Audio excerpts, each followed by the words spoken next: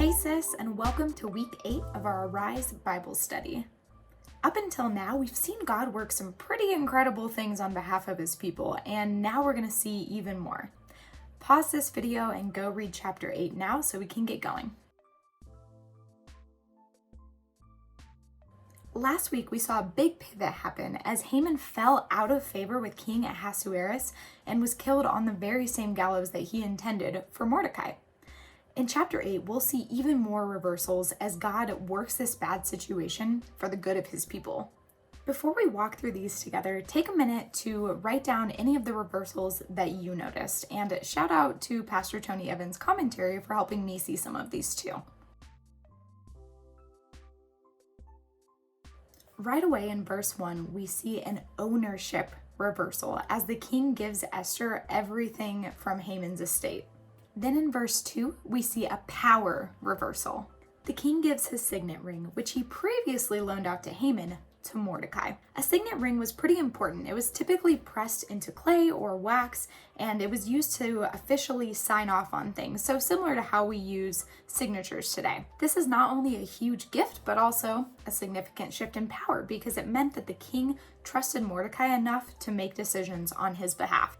Within verses 1 through 6, we also see a courage reversal. Where Esther was once scared to reveal her Jewish identity and approach the king, understandably so, now she's come clean and stepped forward right away to ask him for exactly what she needs. Although the king wants to help, he reminds Esther that an order that's been sealed with the king's signet ring actually can't be repealed. Have you ever felt like something was too permanent or too far gone to be fixed? I'm sure Esther had to feel that wave of despair or panic as she realized, shoot, the king's right. But luckily, God and Mordecai had something up their sleeves. Take a second now to answer questions 2 and 3.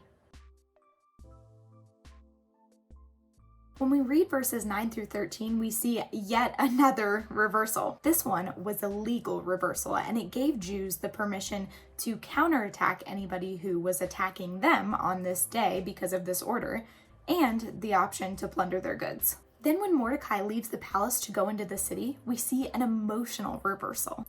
Instead of the sackcloth and ashes and bitter weeping that we see Mordecai displaying in chapter 4, now he's leaving the palace with a royal robe and a crown.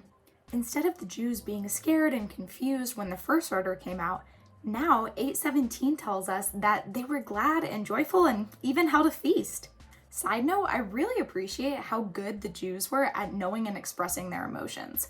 When they are sad or upset, we see them grieving by the way that they wear and how they're acting. When they're happy and celebrating, they eat, rejoice, and thank God. It really seems like they were pretty confident in knowing themselves and their emotions, which I just think is great because I bet that made for some awesome vulnerability and really good community. Okay, so to wrap our big chat on reversals, at the very end of the chapter, we see another emotional or maybe spiritual reversal. Some of the Persians who weren't Jews decide to convert to Judaism, or at least to say they did, because they're scared and they want the protection that they've seen God offer his people too. Our God can take the most dreadful, awful, no good, very bad days and situations and turn it into something beautiful, God-honoring, and joyful.